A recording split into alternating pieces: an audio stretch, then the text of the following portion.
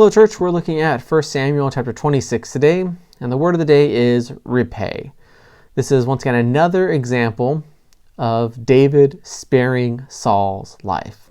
He had a chance to take a spear and run Saul through, ending his fugitive status, ending his long suffering with his 600 men kind of roaming around Israel, never knowing when Saul was going to decide to be angry and come after him.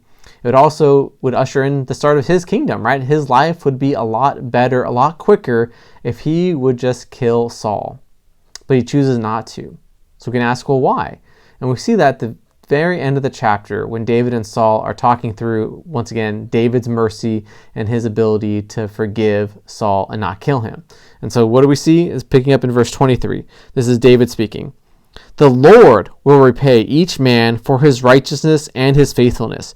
For the Lord delivered you into my hand today, but I refuse to stretch out my hand against the Lord's anointed.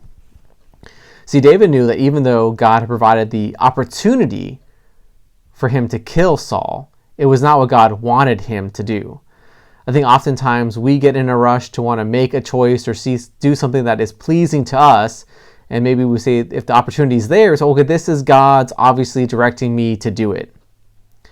But if that action we know is ultimately evil or sinful, we know even though we have the opportunity to do it, it's not what God wants us to do.